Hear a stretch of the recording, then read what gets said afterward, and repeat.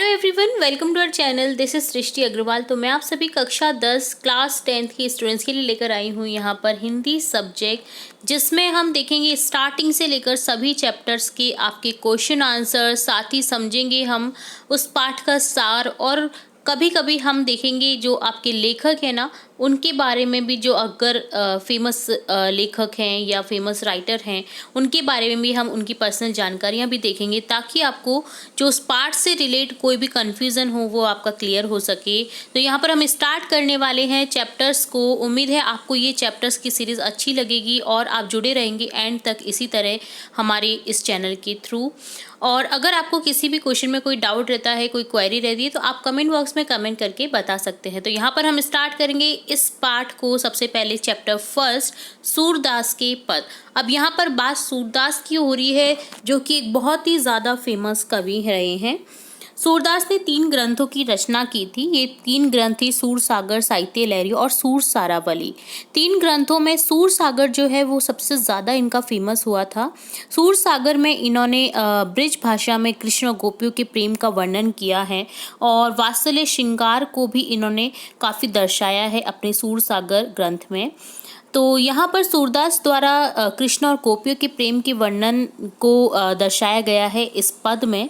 सूरदास की कविता ब्रिज भाषा का निखरा हुआ रूप देखने को मिलता है। सूरदास ने अपनी कविताओं में अक्सर चली आ रही लोकगीतों की परंपरा को अच्छे ढंग से प्रस्तुत करने की भी कोशिश की है। तो ये तो रहा आपका सूरदास के प्रति कुछ जो पॉइंट्स रहते हैं, जो इम्पोर्टेंट पॉइंट, वो मैंने आपको बता दिए हैं। ओरली मैंने आपको समझा दिया है, तो अगर आप नोट करना चाहें तो नोट भी कर सकते हैं इन सभी चीज़ों को। अब इस पाठ में हम क्या देखेंगे, इस पाठ में क्या है कि ये सूरसागर के भ्रमर गीत से 4 पद लिए हैं इस पाठ में। ठीक है, किससे लिए गए हैं? भ्रमर गीत से 4 पद लिए हैं। श्री कृष्ण ने मथुरा जाने के बाद स्वयं न लौटकर उद्धव के जरिए गोपियों के पास संदेश भेजा था कि अब वे वापस लौटकर नहीं आएंगे। उद्धव ने भी श्री कृष्ण के संदेश को गोपियों तक पहुंचाया और उन्हें निर्गुण ब्रह्म की उपासना करने का उपदेश दिया। अर्थात श्री कृष्ण का गोपियों का जो उनके प्रति मोह था वो तोड़ना चाहते थे श्री कृष्ण, इसलिए उन्होंने उद्धव के जरिए गोपियों को संदेश भिजवाया था कि ईश्वर अनादि अनंत है, वह न जन्म लेता है न मरता है, इसलिए वे मोह को त्याग दें एवं योग का सहारा लेकर अपनी विरह वेदना को शांत करने का प्रयास करें। परंतु गोपियां इस तरह के ज्ञान मार्ग के बजाय प्रेम मार्ग को पसंद करती थीं। इस कारण उन्हें उद्धव के द्वारा लाया गया श्री कृष्ण का ये सूखा संदेश पसंद नहीं आया। जब उद्धव और गोपियां बातें कर रही थी तब वहां एक भौरा आ पहुंचा, यानी भंवरा।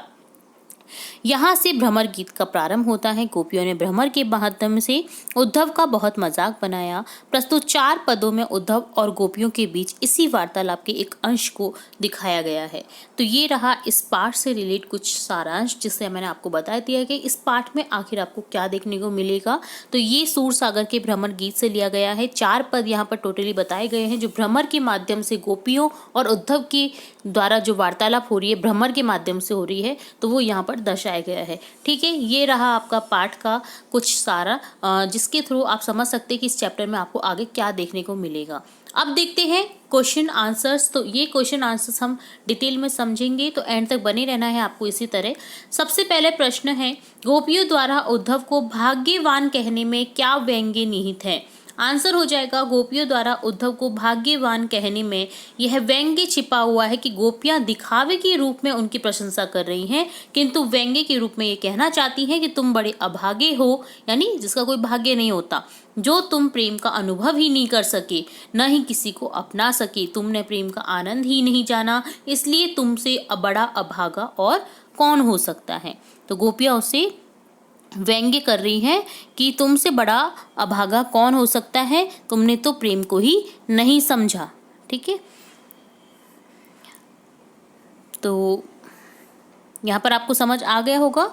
ठीक है, चलिए नेक्स्ट क्वेश्चन सेकंड देखेंगे। उद्धव की व्यवहार की तुलना किस किस से की गई है? उद्धव के व्यवहार की तुलना जल में रहने वाली कमल के पत्तों से, जल में पड़ी तेल की गगरी से की गई है। गगरी यानी घड़ा, गगरी से भी की है, मटका। ठीक है, क्योंकि जल में रहकर जिस प्रकार कमल के पत्ते उससे प्रभावित नहीं होते हैं, उसी प्रकार तेल की गगरी यानी तेल का मटका पानी में डूबने पर भी उस पर जल की एक बूंद भी नहीं टिकती। उद्धव भी उसके समान हैं, जो कृष्ण का साथ पाकर भी उनके प्रेम से प्रभावित नहीं हो सके।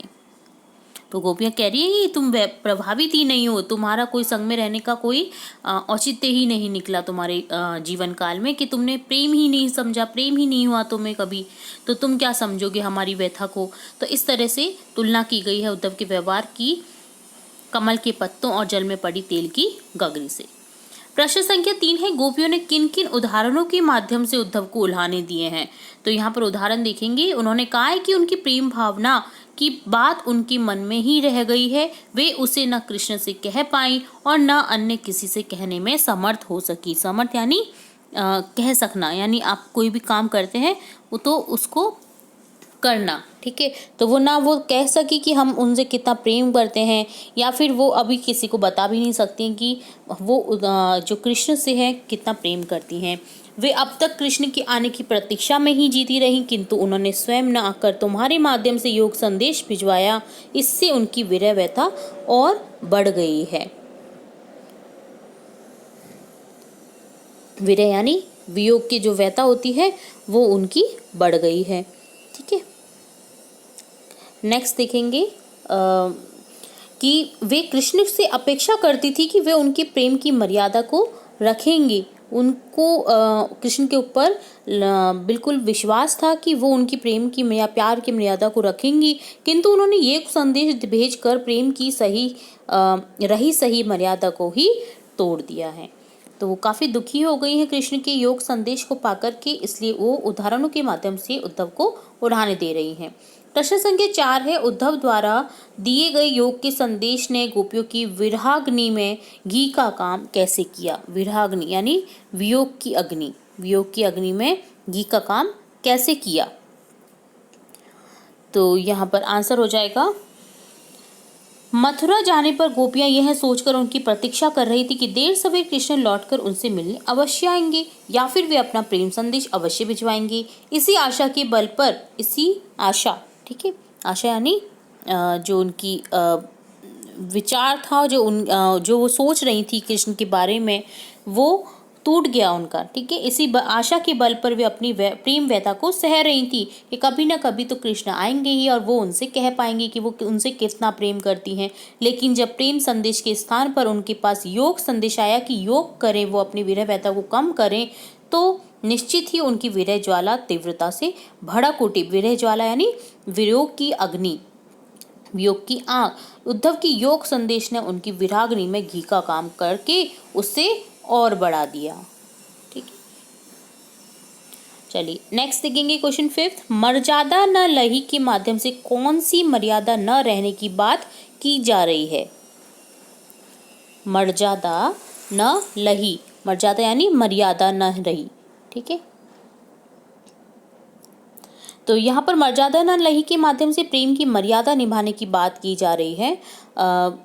जो है गोपियाँ जो है प्रेम की यही मर्यादा वो समझती हैं कि प्रेमी और प्रेमिका दोनों ही अपनी अपनी ओर से प्रेम को निभाएं, प्रेम की सच्ची भावनाओं को समझें, क्योंकि प्रेम तो दोनों ओर से पलता है। लेकिन कृष्ण ने प्रेम निभाने की जगह गोपियों के लिए योग संदेश भेज दिया, जो एक छलावा है, जो एक धोखा है, ठीक है।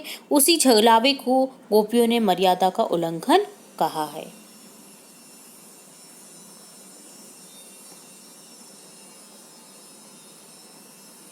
नेक्स्ट क्वेश्चन 6 है, कृष्ण के प्रति उनने अपने अनन्य प्रेम को गोपियों ने किस प्रकार अभिव्यक्त किया, किस प्रकार बताया है। तो उन्होंने स्वयं को कृष्ण रूपी गुड़ में चिपटी हुई चींटियां कहा है कि कृष्ण गुड़ है और हम चींटियां हैं जो चिपक गई हैं उससे।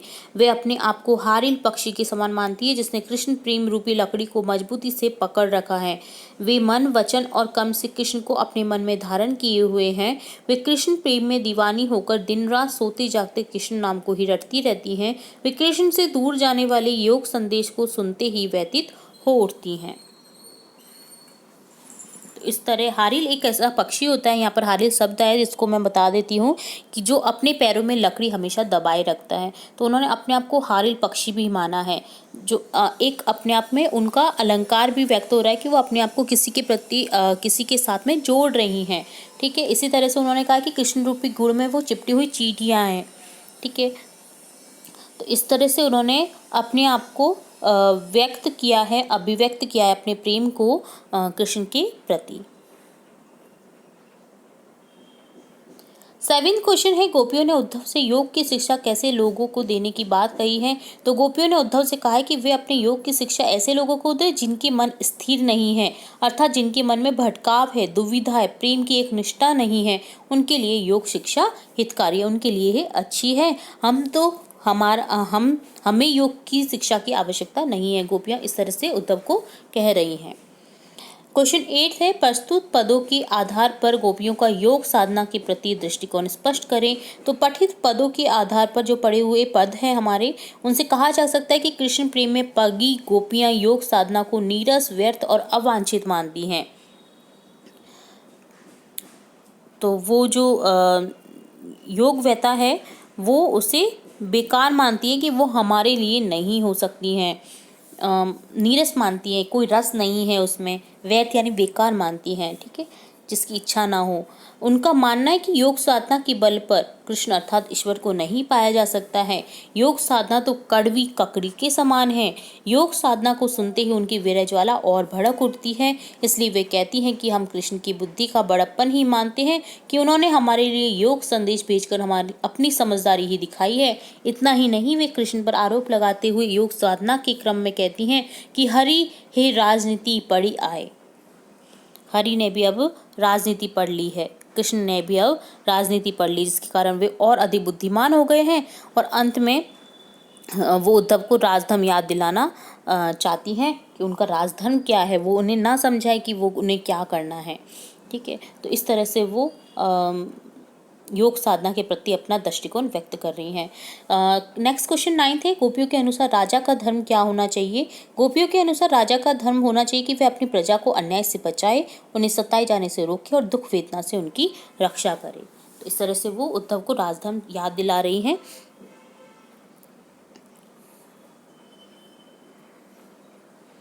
कि उन्हें किस तरह से अपनी प्रजा की रक्षा करनी चाहिए, किस तरह से अन्याय से बचाना चाहिए प्रजा को, दुख की जो वेदना है, दुख का जो पहाड़ उन पर आ टूटता है, उनकी वो रक्षा करें। तो ये राजधर्म को वो गोपियाँ उद्धव को याद दिला रही हैं।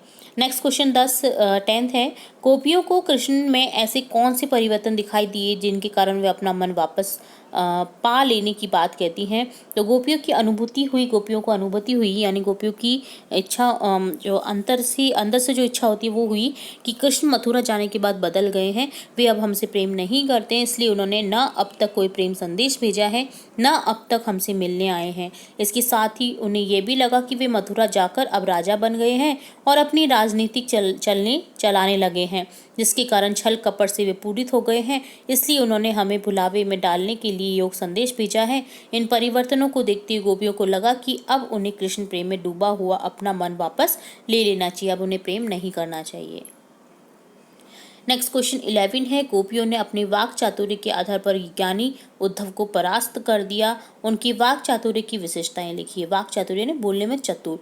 गोपियां वाक चातुर्य में प्रवीण हैं, वे बात करने में किसी को भी पछाड़ देती हैं, इसलिए उद्धव उनकी बातों को सुनकर ठगे से रह जाते हैं, यानी हारे हुए रह जाते हैं। कि इसका प्रमुख कारण ये है कि उनके हृदय में श्री कृष्ण के प्रति प्रेम, निष्ठा, आत्मीयता, भावुकता और सहजता का भाव व्याप्त है। वे अपनी तर्कशीलता एवं प्रलभता से उद्धव की बोलती बंद कर देते हैं। सच्चे प्रेम में इतनी शक्ति होती है कि बड़े से बड़े ज्ञानी उसके सामने घुटने टेक देते हैं। तो इस तरह से उन्होंने उद्धव को परास्त कर दिया। 12 क्वेश्चन है, संकलित पदों को ध्यान में रखते हुए सूर के भ्रमर गीत की प्रमुख विशेषताएं बताइए, जिसमें से ये लिया गया है पद। तो सूरदास के भ्रमर गीत की प्रमुख विशेषताएं हैं कि संकलित पदों में गोपियों का पावन कृष्ण प्रेम प्रकट हुआ है। उन्होंने अपने कृष्ण प्रेम को हारिल पक्षी के पंजों में थमी हुई लकड़ी के समान बताया है। कृष्ण प्रेम में पगी गोपियां वाक चातुरता से पूरित हैं। वे चुपचाप आंसू बहाने वाली नहीं हैं, बल्कि अपने भोले निश्चल तर्कों से उद्धव जैसी गुणी को परास्त करने की क्षमता रखती हैं। भ्रमर गीत से गोपियों के व्यंग्य, कटाक्ष, उल्हाना, निराशा, प्रार्थना, गुहार आदि अनेक यानी दीर्घ संधि का एग्जाम्पल आया है, अनेक धन अनेक, तो मनोभाव तीखे तेवरों के साथ प्रकट हुए हैं। इसमें योग और प्रेम पार का शालीन द्वंद्व दिखाया गया है और प्रेम के सामने योग साधना को तुच्छ बहुत ही ज्यादा कम दिखलाया गया है। भ्रमर गीत की भाषा साहित्यिक ब्रज भाषा है। इसमें वियोग, श्रृंगार रस और अलंकारों का सहज प्रयोग हुआ है। संकलित पदों में गोपियों ने उद्धव के समक्ष बड़ी सहजता के साथ अपना उल्हाना दिया है। तो इस तरह से यहाँ पर ये जो भ्रमर गीत है इनकी विशेषताएं हैं। नेक्स्ट क्वेश्चन 13 है, गोपियों ने उद्धव के सामने तरह तरह के तर्क दिए हैं, आप अपनी कल्पना से तर्क दीजिए। तो यहाँ पर आपको अपनी कल्पना के समक्ष कल्पना करके तर्क देने हैं। तो कृष्ण का अब हमारे प्रति प्रेम नहीं रहा, अब तो वे कुब्जा बांसुरी के वश में हो गए हैं। कृष्ण की मनोवृत्ति भोरे जैसी हो गई, जहाँ रस देखा वहीं चले गए, उसी के होकर रह गए। उनका प्रेम हमारी तरह एकनष्ट नहीं है। उद्धव, शायद तुमने उन पर प्रेम के स्थान पर ज्ञान का प्रभाव डाल दिया है, तभी उन्होंने योग संदेश यहाँ भेजा है। कृष्ण प्रेम में डूबी हम गोपियां द्वारा निर्गुण ब्रह्म की उपासना करना असंभव है। उद्धव, तुम ही बताओ, जिसकी जुबान पर प्रेम रूपी मीठी खान का स्वाद चढ़ गया हो, वह योग रूपी कड़वी निबोरी को कैसे और क्यों खाएगा। हे उद्धव, तुम ही सोचो, योग साधना कठिन है, हम कोमल तन वाली गोपियां इसे कैसे करेंगी। तो ये सभी कल्पना के आधार पर तर्क हैं जो कि गोपियों ने उद्धव के सामने रखे हैं। नेक्स्ट क्वेश्चन 14 है, उद्धव ज्ञानी थे, नीति की बातें जानते थे, गोपियों के पास ऐसी कौन सी शक्ति थी कि उनके वाक चातुर्य से मुखरित हो उठी। तो उद्धव ज्ञानी नीतिज्ञ थे, नीति को जानने वाले, इसी कारण वे नीति और ज्ञान की बातें करके गोपियों के मन को कृष्ण प्रेम से हटाकर निर्गुण भक्ति ब्रह्म की भक्ति की ओर ले जाना चाहते थे। लेकिन वे गोपियों की वाक चातुर्य के सामने खड़े नहीं रह सके, वाक चातुर्य यानी बोलने के चतुर, और हार गए, क्योंकि गोपियों के पास निश्छल यानी जिसमें कोई छलावा नहीं, जिसमें कोई धोखा नहीं था, जिसमें कोई छल नहीं था, एक निष्ठा थी, कृष्ण प्रेम की शक्ति थी जो उनकी वाक चातुर्य में मुखरित हो उठी थी।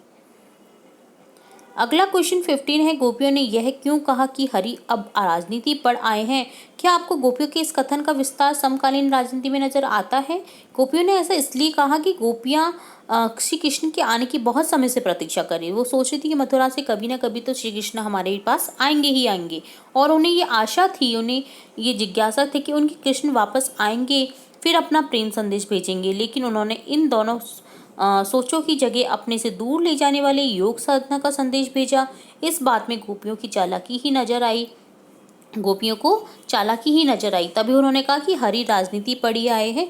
पीओ की इस कथन में हम समकालीन राजनीति नजर आती है, क्योंकि आज की राजनीति सिर से पैर तक छल कपट से भरी हुई है। आज के राजनेता केवल अपने स्वार्थ को पूरा करने के लिए बड़े बड़े वायदे करते हैं और कुछ करते नहीं हैं, इसलिए जनता को उन पर विश्वास नहीं रहा। इतना ही नहीं, वे सीधी और सरल बात कभी नहीं करते हैं, वे हर बात को घुमा फिरा कर करते हैं और कटु बातें दूसरे के माध्यम से कहलवाते हैं, जैसा कि कृष्ण ने किया।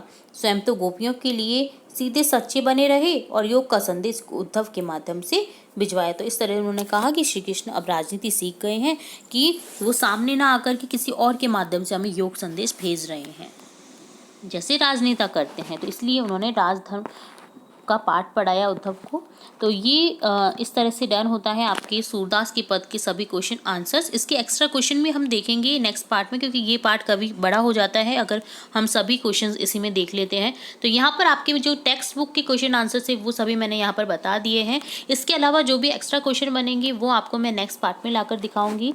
और अगर आपको इस पाठ का सारांश है, आपके शब्दार्थ है, कठिन शब्दार्थ, उनका भी एक वीडियो अगर देखना है तो आप कमेंट बॉक्स में कमेंट करके बता सकते हैं। अगर आप इंटरेस्टेड हैं तो मैं उनका भी वीडियो आपके चैनल के थ्रू अपलोड कर दूंगी, जिससे आप देख सकते हैं। तो ये रहा आपका चैप्टर 1 सूरदास के पद के सभी क्वेश्चन आंसर्स का वीडियो। इसी तरह हम अगले चैप्टर्स के वीडियोज़ भी देखेंगे और भी इंपॉर्टेंट वीडियोज़ आपकी कक्षा से लेकर आने वाली हूँ मैं अपने चैनल पर। तो जुड़े रहिए इसी तरह हमारे चैनल के साथ। वीडियो को पूरा देखने के लिए धन्यवाद।